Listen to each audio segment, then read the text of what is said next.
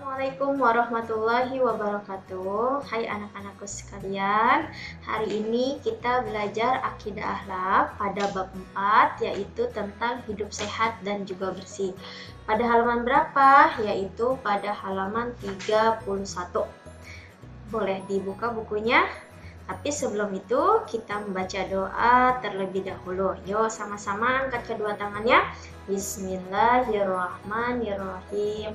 Rabbi zidni ilman warzuqni fahman walhamdulillahirabbil alamin.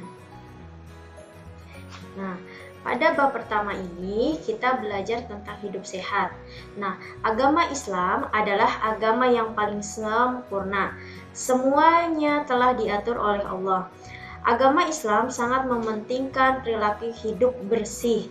Nah, salah satunya tentang diri kitanya ya. Terus Allah juga sangat menyukai orang-orang yang hidup bersih.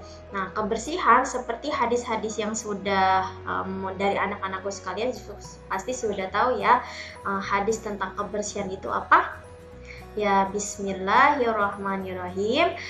An-nazafatu minal iman. Kebersihan itu sebagian daripada iman. Dan juga ada pepatah mengatakan kebersihan pangkal kesehatan. Nah, itu adalah cerminan untuk bisa kita lakukan dalam kehidupan sehari-hari. Nah, dalam hidup sehat, di sini Misyani akan memberikan pengertiannya tentang hidup sehat. Apa sih hidup sehat itu? Nah, hidup sehat adalah upaya yang dilakukan oleh seseorang untuk menjaga kesehatannya. Nah, kesehatan sangat penting bagi tubuh kita. Dengan tubuh yang sehat, kita dapat melaksanakan semua aktivitas dan kegiatan sehari-hari. Contohnya dari mulai bangun tidur, kita mulai mandinya, berpakaian sebelum kita pergi ke sekolah, terus sarapannya. Kalau kita melaksanakan semuanya dalam keadaan sehat, itu dengan hati yang senang dan juga hati yang lebih bergairah dan lebih bersemangat. Cara menjaga kesehatan jasmani dan rohani. Di sini ada dua ya sayang ya. Nah, yang pertama yaitu cara menjaga kesehatan jasmani. Jasmani itu apa sih? Jasmani itu adalah tubuh kita. Cara menjaganya seperti apa? Yang pertama dengan makan makanan yang bergizi, contohnya sayur dan juga buah-buahan. Yang kedua, olahraga secara teratur, boleh di pagi hari, boleh di sore hari. Nah, kalau yang sekarang sedang sedang boomingnya itu pengendara sepeda. Anak-anakku bisa olahraga dengan bersepeda, boleh sama ayah bundanya, sama kakaknya, saudaranya, atau teman-teman dalam lingkungan sekitar, boleh olahraga kecil-kecil seperti itu ya. Terus yang ketiga, istirahat yang cukup, jangan terlalu banyak bermain. Belajar juga boleh, tapi harus dicukupkan dengan istirahat. Misalkan boleh setelah belajar itu, setelah zuhur, setelah kita melaksanakan sholat zuhur dan lain-lainnya, boleh kita melaksanakan tidur siangnya. Terus selanjutnya yang keempat, tidak jajan sembarangan atau tidak jajan di pinggir jalan, karena itu adalah termasuk makanan yang kurang sehat.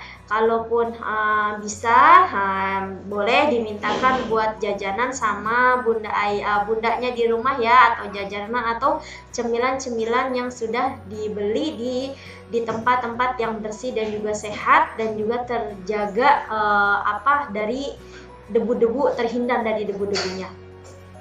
Terus yang terakhir, minum air putih sebanyak 8 gelas dalam sehari. Nah, di sini kalian juga harus banyak minum air putih. Miss, gimana kalau aku mau minum es? Boleh meminum es, tapi jangan berlebihan. Tapi yang lebih banyak itu harus minum air putih.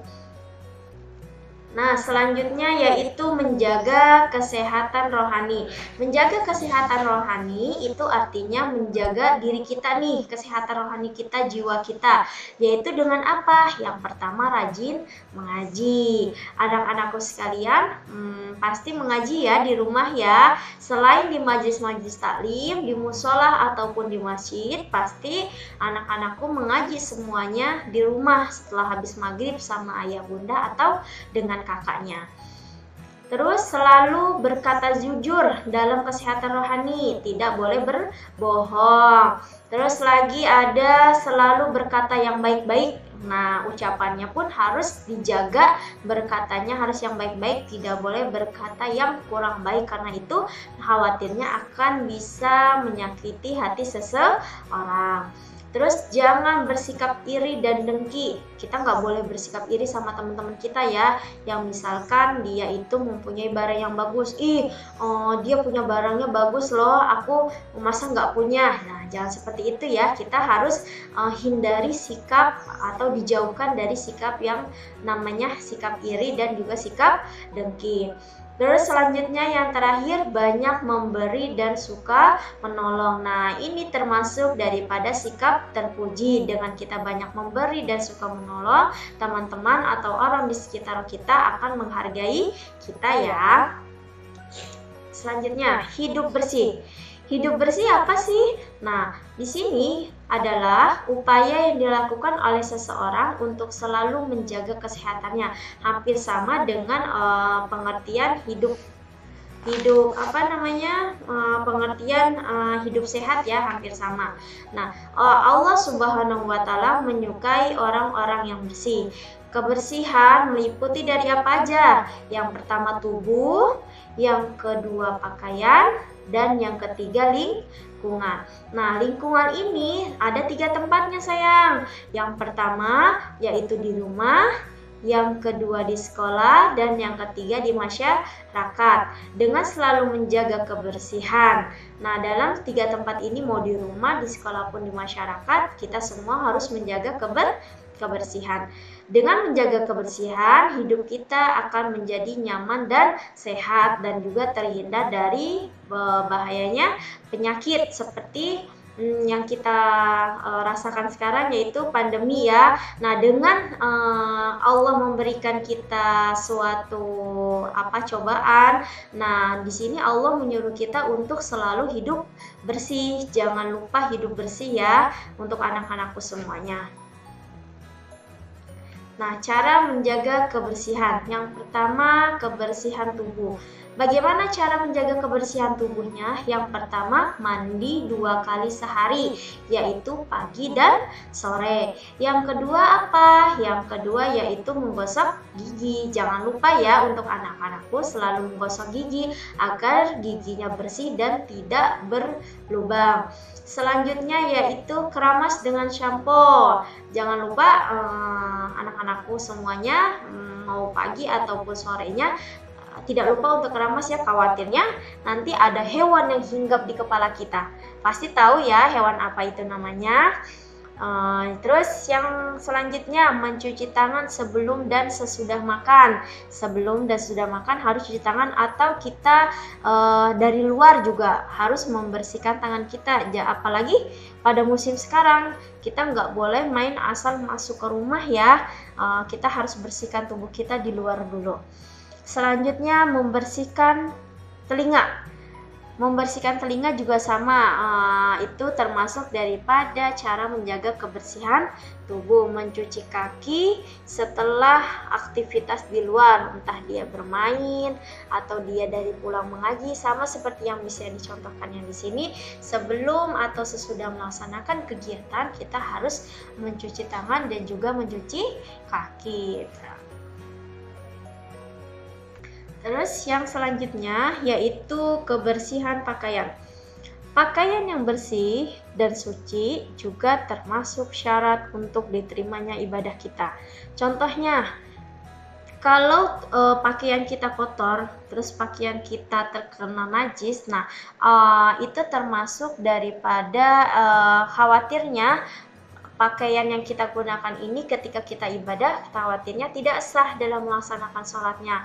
Maka ketika sebelum kita melaksanakan sholat atau melaksanakan ibadah apapun, pakaian kita harus bersih dan suci daripada najis-najis, jangan sampai terkena kotoran, terutama kotoran-kotoran hewan yang kita nggak tahu nih kotorannya itu kita kenanya di mana, atau di jalan, atau di rumah, atau di lain tempat, di tempatnya. Nah, Selanjutnya, pakaian yang bersih juga cara menjaga kita agar tetap sehat. Nah, kalau misalkan kita memakai pakaian kotor, tubuh kita akan menjadi gatal dan khawatirnya nanti menjadi luka.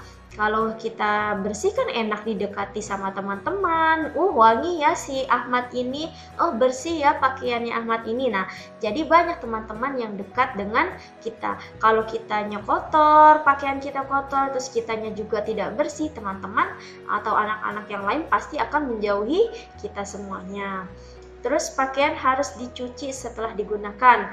Nah, pakaian harus disetrika agar rapi dan kuman-kuman juga mati. Nah, setelah kita dari luar, pakaian kotornya kita simpan di kita harus simpan di mesin cuci ya, jangan ditaruh di tempat yang lain atau ditaruh sembarangan. Tempatnya di mana pakaian kotor? Pakaian kotor tempatnya di mesin cuci. Setelah itu, setelah dicuci dan diberikan wangi, baru disetrika agar rapi dan juga kuman-kumannya akan mati. Nah, termasuk itu daripada kebersihan pakaian kita ya.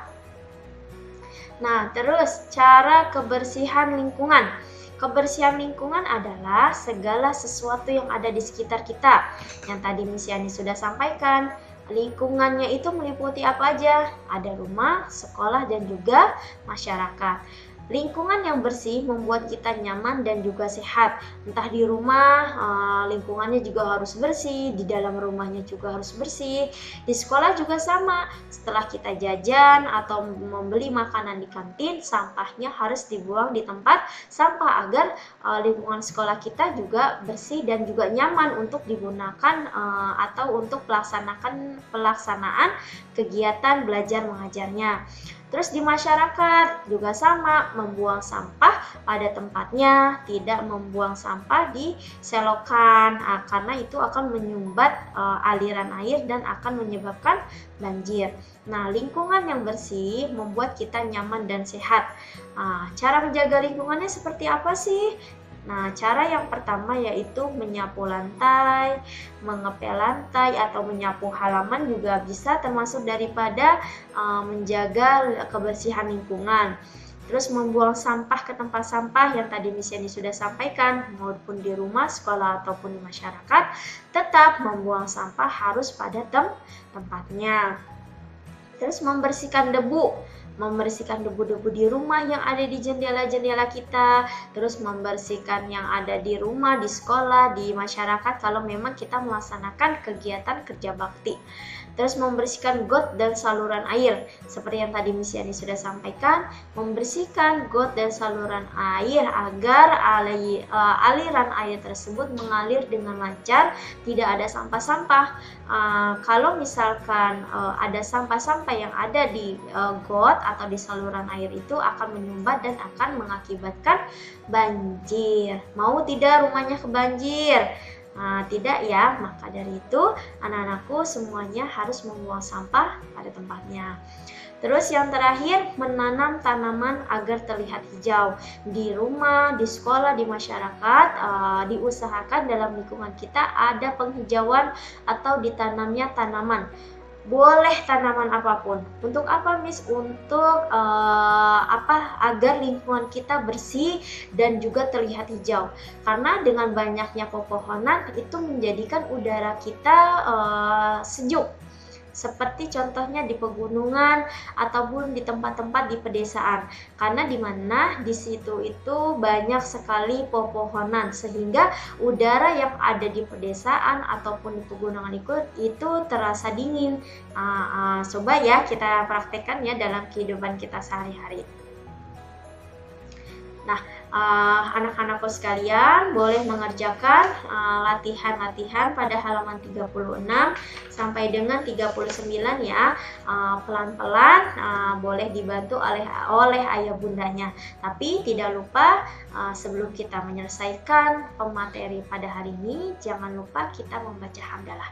Alhamdulillahirabbil alamin. Kurang lebihnya mohon maaf. Wassalamualaikum warahmatullahi wabarakatuh.